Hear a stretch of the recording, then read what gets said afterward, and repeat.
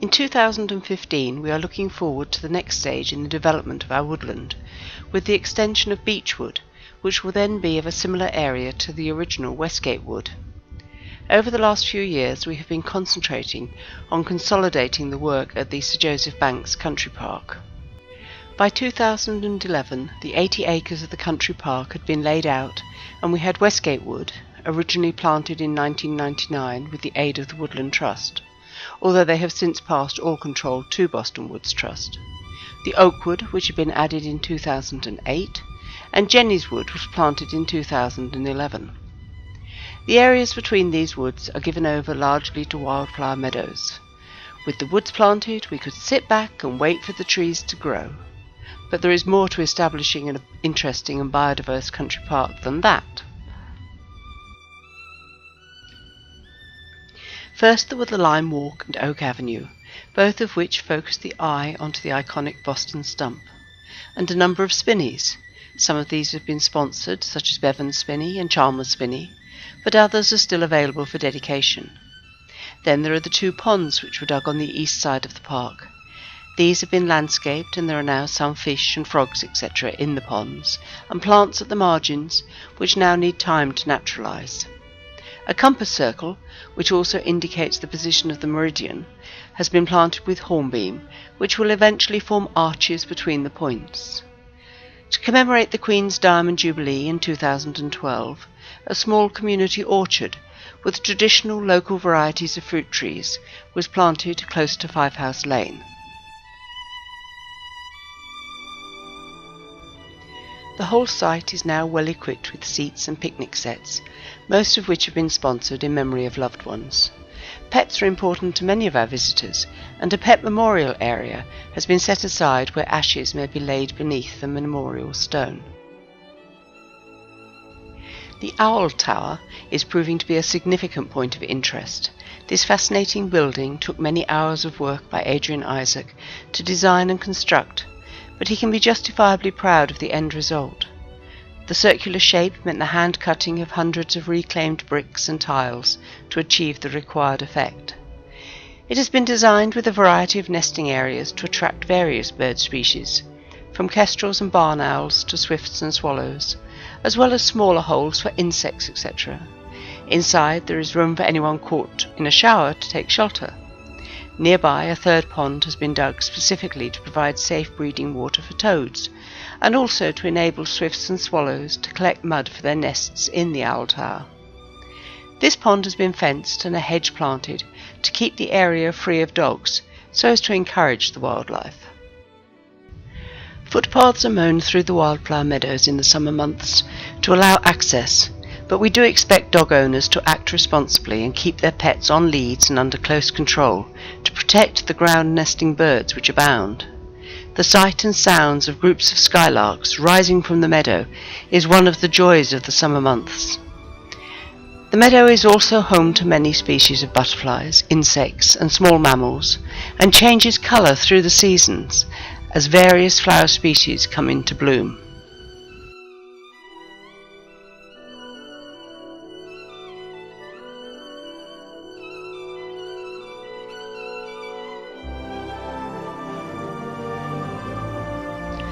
Work has also progressed in the wooded areas, and in the last few years the original Westgate Wood trees have grown to form a closed canopy, meaning it has been possible to start to form a real woodland environment. After years of mulching with brash, these trees now produce a good layer of natural mulch, but we still need chippings to be left to enable us to improve the soil for newer plantings. Over the years the original trees have been side pruned to ensure their development as usable timber, and in recent years we have felled some trees to allow the best specimens to grow to maturity. The felled timber has then been sold locally. We're always looking for ways to raise additional funds. To create a varied woodland ecosystem requires not only the major trees but also layers of underplanting. To achieve this we have been interplanting with hazel and at the same time introducing more oak trees. When the wood was planted, In 1999, a mix of native species, including ash, alder, downy birch and willow, were planted along with aspen, hawthorn, buckthorn and dog roses. Experience has shown that the willow is not very successful on our soil, and the aspen, with their tendency to sucker, constantly need to be controlled.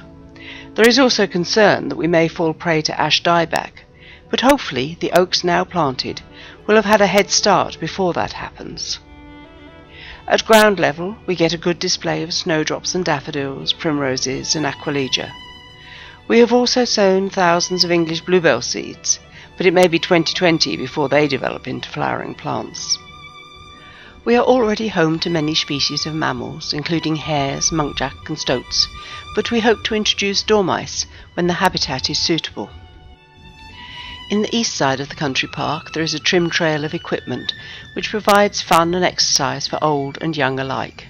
And dotted around the site are nature watch and interpretation boards to help visitors appreciate what they may see. In 2015, the main path through the Westgate Wood has been widened and relaid to the same standard as our other all-weather paths, ensuring that the site is fully accessible to walkers and cyclists, as well as visitors with buggies or wheelchairs. Responsible dog walkers are always welcome, but we do expect them to clean up after their pets and abide by any restrictions which we may feel are necessary to protect the wildlife. The site has been mapped for various purposes. Boston Borough include us in their Walks for Health programme. The Scouts have produced a couple of orienteering routes. Details are available on our website or from the Fishing Lakes office. And the Lincolnshire Access Forum, in association with the Lincolnshire County Council, have produced a series of detailed maps in their Countryside for All series of walks, suitable for those with disabilities, in which we are featured. We have recently been awarded a grant to be part of the On Your Doorstep project strand of Transported, an arts organisation which encourages local people to become involved in an improvement to public spaces through art. The artist, James Sutton, hopes to have completed his installation by the autumn of 2015, so we will then see how he has represented the life and work of Sir Joseph Banks. There is ample car parking at all entrances, and on Fife House Lane, the Westwood Lakes Fishing Complex has a pleasant cafe and toilet facilities with disabled access, which are open to the public. We believe that the Sir Joseph Banks Country Park and Woods are now well set to continue to mature with minimal intervention, although the routine maintenance will always be required. We can now turn our attention to the Fenside Woods, close to the River Witham in Boston. Grangewood is a 9-acre site on the edge of the Fenside estate. Most of the mix of native deciduous trees, oak, ash, rowan, alder and lime, which were planted in 2001 have become well established, but over the years additional oak and hazel have been interplanted. In May 2015, the Knights of Skirbeck held a free reenactment weekend at Fenside. This may well develop and perhaps become a regular event. As well as providing educational entertainment, the event helps to raise the awareness of the valuable amenity the people of Boston have within walking distance of the town centre. Further along Fenside Road is Beechwood. Here over 12 acres were planted in 2001, mainly with beech and hornbeam trees, plus field maple, hazel and hawthorn.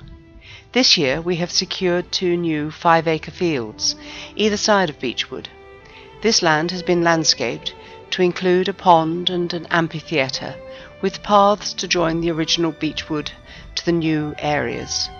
The area closer to Grangewood will be planted in the autumn of 2015 with over 3,000 trees of a mixture of species. This land was generously funded by the Lincolnshire Cooperative Society. The landscaping for the far field is taking a rather different shape, as we intend to provide a green burial site. With this in mind, access paths are being laid out and thousands of trees planted, leaving glades for interments. Do ask for details if you are interested in planning for the eventual future.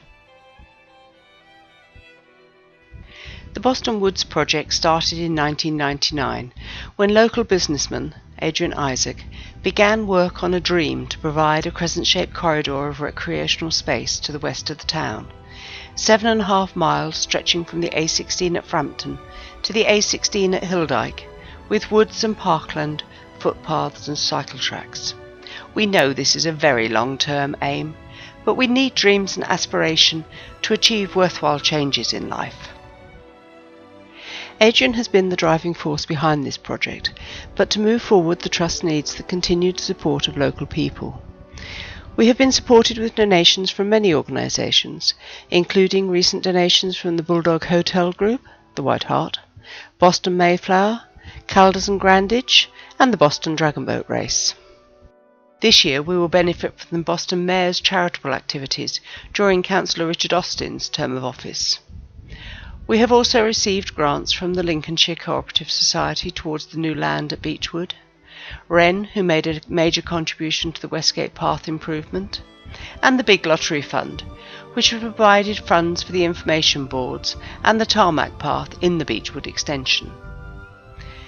We also have support of Boston Borough and Lincolnshire County Councils and the Forestry Commission.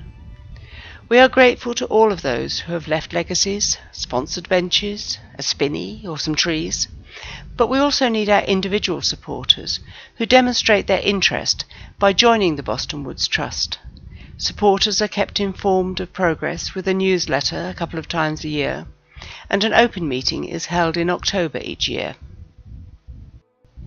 We are reliant upon the volunteers who work throughout the year to maintain the woods, pruning, grass cutting and mulching the young trees, and ensuring their healthy growth.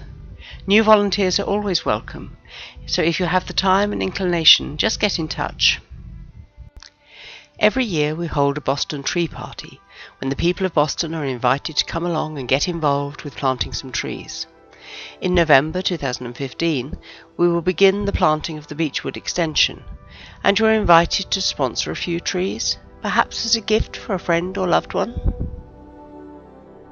The woods are dedicated to the people of Boston, so we hope that with due consideration for others, we can all enjoy this valuable facility.